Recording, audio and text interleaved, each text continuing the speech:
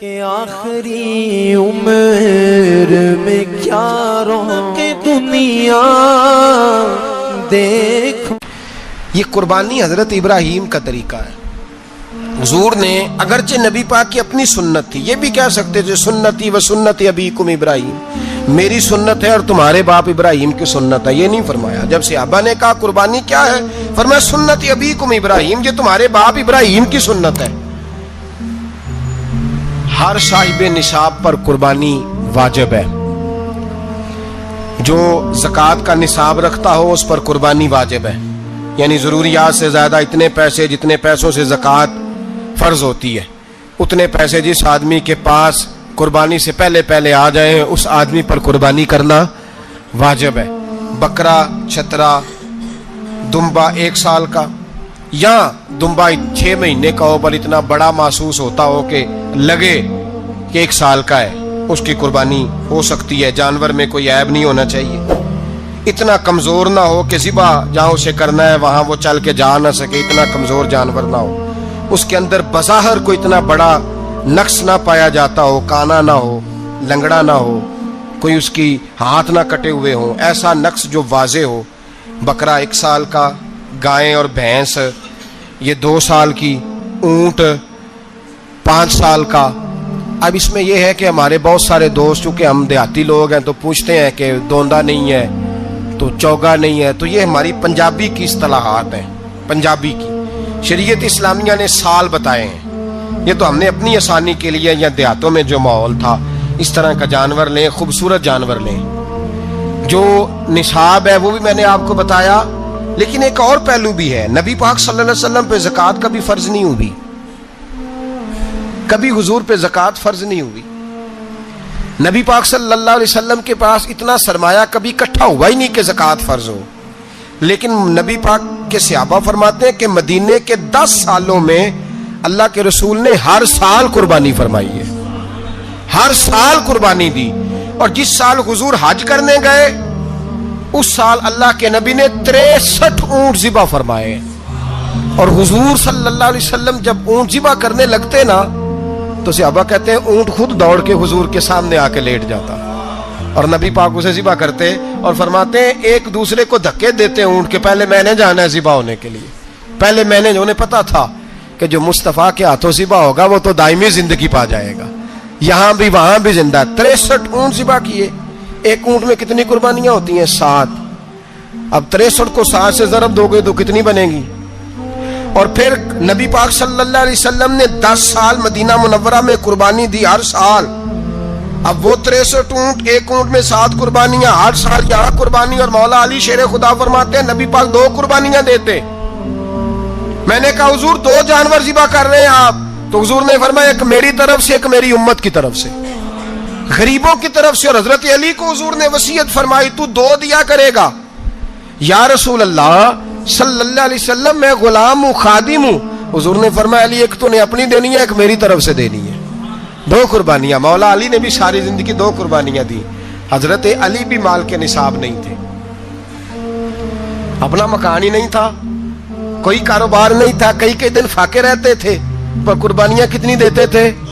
2. ہمارے پاس ویسے اگر سسرال میں، میکے میں، کزنوں میں کچھ شادی ہو جائے تو 50-60 ہزار کا خرچہ برابر ہے، وہ پکا ہے. اور قربانی کی باری غریب ہو گئے، سارے غریب ہو گئے. کہتے نہیں یہاں مشکل ہے. او خدا کے بندے، اللہ کے ساتھ تجارت کر، اس کے رستے میں 1 دے گا، رب تجھے 70 گنا اضافہ کے ساتھ عطا فرمائے گا. قربانی مال کے نصاب پہ ہے. کوشش کیا کریں کہ اللہ کے رستے میں جب دینا ہو پھر لیت اللہ سے بچیں، خوبصورت جانور لائیں. جن کو اللہ نے توفیق دی ہے ان کے لیے نصیحت ہے، جن کو اللہ نے توفیق دی. میں نے اپنے حضرت صاحب کو دیکھا ہے، وہ کہتے تھے کئی جانور اللہ نے بڑا نوازا ہے. کہتے ایک میرا ہے، ایک میرے ماں کا، ایک میرے باپ کا ہے، ایک میرے فلاں استاد صاحب کا، ایک میرے پیر صاحب کا ہے. یہ جانور غوث اعظم جیلانی کا نام کا دے رہا ہوں. اور پھر ایک بڑا خوبصورت جانور بندہ ہوتا اور حضرت خود ان کو چارہ ڈال رہے ہوتے تو حضور یہ کیا ہے؟ فرمانے لگے یہ میں رسول اللہ کے نام پہ قربان کروں گا، یہ نبی پاک کے نام پر قربان کیا جائے گا. جن کو اللہ نے حیثیت دی ہے وہ کوشش کریں اپنے محبوب کی طرف سے بھی قربانی کریں، نبی پاک کے نام کی قربانی دے. خوبصورت سا جانور پیارا، پھر اس کی خدمت ہو، پھر اس کی قربانی دی جائے اور نبی پاک کے نام پر قربانی دی جائے. حضور نے خود وصیت فرمائی हज़रत अबू बकर सिद्दीक को। कुर्बानी बड़ा हसीन अमल है और मेरे नबी पाक सल्लल्लाहु अलैहि वसल्लम ने नाराज़गी भी फरमाई। ज़रा खूगर हमद से थोड़ा सा गिला भी सुन ले। मेरे हबीब ने फरमाया जो ताकत के बावजूद कुर्बानी ना करे वो हमारी ईदगाह में ईद की नमाज पढ़ने ना आए, वो ना आए। और या रसूलल्लाह जो करेगा, फरमाया कुर्बानी के जानवर का खून का कतरा बाद में जमीन पे गिरेगा, अल्लाह उसके सारे गुनाह पहले माफ फरमा देगा, अल्लाह उसके सारे गुनाहों को बख्शेगा। कुर्बानी करें, खूबसूरत अंदाज में करें, अल्लाह की रजा के लिए। बुजुर्गों ने लिखा है 3 हिस्से करो गोश्त के, एक घर में रखो, एक रिश्तेदारों में बांटो, पड़ोसियों में बांटो, और तीसरा फकत गरीबों को दो। लेकिन मैं अक्सर ये सोचता हूँ कि हमारे यहाँ कुर्बानी करता ही वो है जिनके घर में हर जुमेरात को छोटा गोश्त पकता है, और जिनके घर में हफ्ते में 3 दफा मुर्गी का गोश्त पकता है, वही तो कुर्बानी देने के काबिल होते हैं। तो वो भी अगर कुर्बानी के बकरे में से भी तीसरा रखना चाहें तो इजाजत तो है, मैंने कहा सारा रखने की भी इजाजत है।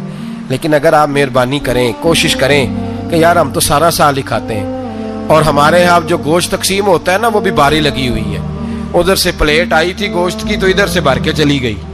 भाई उसने की है, उसको बार बार गोश्त देने का क्या मतलब है? आप ये देखें अजीजों में, रिश्तेदारों में, और मैं अगर थोड़ा सा आपकी तवज्जो कराने में कामयाब हो जाऊं तो सफेद पोश लोगों को देखें। कुछ सफेद पोश हैं, सफेद पोश जिनके ऊपर कर्जे हैं, बीमारियों ने जकड़ लिया है, घर में बड़े बड़े सख्त मरीज आ गए हैं। सफेद पोश पहले दिया करते थे, आप उनसे पूछते हैं साहब कुर्बानी, तो बात को टालते हैं। वो कहते हैं सोच रहा हूं कोई हिस्सा उसा डाल जाए, पर्दा पोशी करते हैं, कहते हैं कहीं हिस्सा रखा हुआ है, पर्दा पोश। अक्सर वो लोग कुर्बानी नहीं दे पाते, अक्सर दिया करते थे अब नहीं दे पा रहे। क्यों? इसलिए कि मुश्किलात ऐसी आ गई। उन लोगों का ख्याल करें, उनके घरों तक गोश्त पहुंचा के आए, उन पर तवज्जो करें। वो सफेद पोश आदमी कभी जिक्र नहीं करेगा। कुछ तो ऐसे हैं जो खुद पहुंच जाते हैं कि हमें गोश्त दिया जाए, लेकिन कुछ सफेद पोश हैं, ला यसअलून अन्नास इल्हाफा। अल्लाह फरमाते कुछ लोग लिपट लिपट के सवाल नहीं करते, सफेद पोशी का भरम रखते हैं, का मिजाज नहीं। उनकी तरफ देखें, अपने रिश्तेदारों को देखें, खास कर उन रिश्तेदारों को देखें जिनका आपको पता है कि गरीब है, मजबूर है, उनके घरों में गोश्त भेजें। गरीब बेटियों, गरीब बहनों का ख्याल करें, उस तरफ मुतवज्जे हों, उनके साथ उसने सलूक करें, उस तरफ आप लोग ख्याल करें।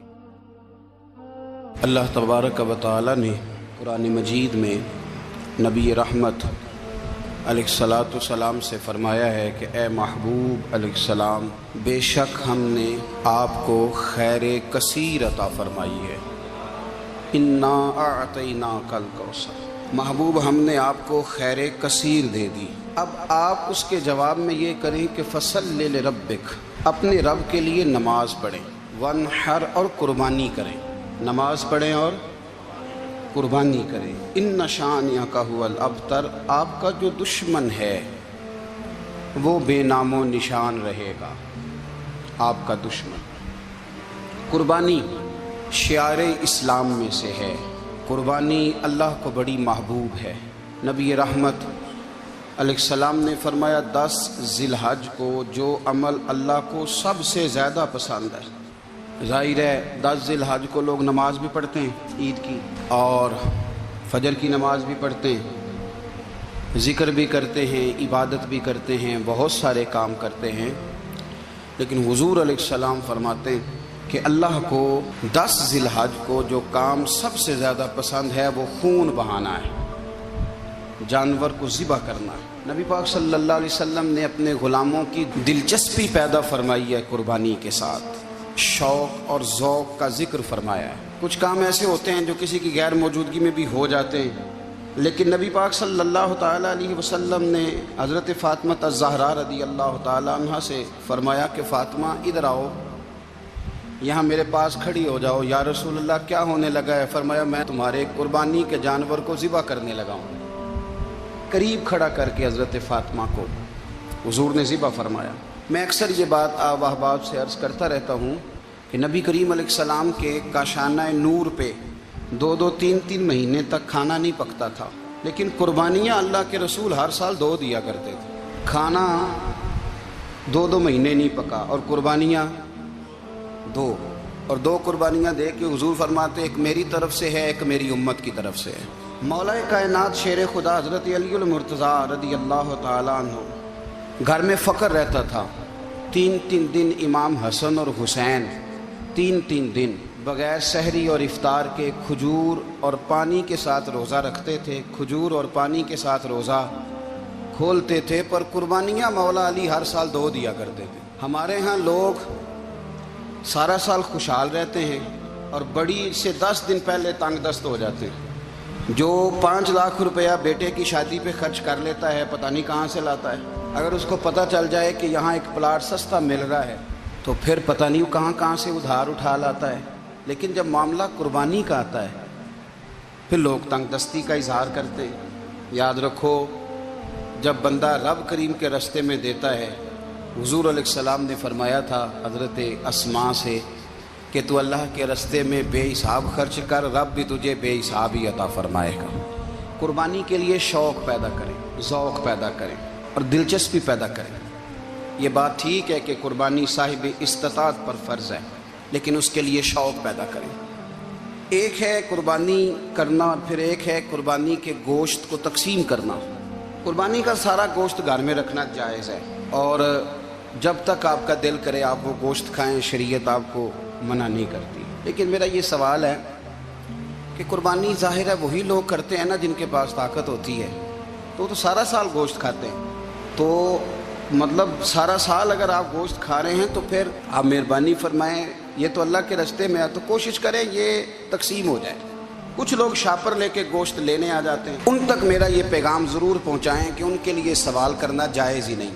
شریعت یہ کہتی ہے کہ جس کے گھر میں ایک وقت کا کھانا موجود ہو، صبح کا اس کے گھر میں کھانا موجود ہے ایک ٹائم کا، اس بندے کے لیے کسی کے سامنے ہاتھ پھیلانا جائز ہے. اتنا بھوکا آدمی کہ جس کے پاس اب کھانا ہی نہیں ہے ایک وقت کا بھی، وہ سوال کر سکتا ہے. چھوڑیں، سارا سال اگر ہم کسی امیر سے لے کے نہیں کھاتے تو کیا گھر میں ہنڈیاں نہیں پکتی؟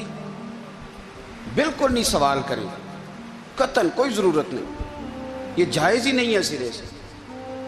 آپ کو کس نے اجازت دے دی خالی گوشت کی خاطر؟ جہاں اللہ تعالیٰ آپ کو مرچ دے رہا ہے، نمک دے رہا ہے، گھی دے رہا ہے، گھر رہنے کے لیے دے رہا ہے، وہ رب کریم 1000 روپے کا گوشت بھی عطا فرمائے گا. اور اس سے اگلی بات یہ کہ شکوہ بھی نہیں کرنا کہ فلانے نے اتنی قربانیاں کی تھی تو پتہ نہیں کہاں لے گیا ہے. اس نے کی تھی نا، پیسے کس کے تھے، ذبح کس نے کیا، تو آپ ذمہ دار ہیں کہ وہ کدھر لے کے گیا ہے. یہ بحث کرنے کی بھی اجازت دین ہمیں نہیں دیتا، تنقید کی بھی اجازت دین ہمیں. اس بات کو بھی ضرور ذہن میں رکھیں کہ ہم کہتے ہیں میں نے ابا جی کی اس سال کرنی ہے اور پھر اگلے سال اماں جی کی کرنی ہے اور پھر اس سے اگلے سال میں نے اپنی کرنی ہے. جس بندے کی جیب میں پیسے ہیں قربانی اس پر واجب ہے، اس کے ابا جی پر واجب نہیں. اگر ابا جی کے پاس الگ پیسے ہیں تو ابا جی پر قربانی واجب ہوگی.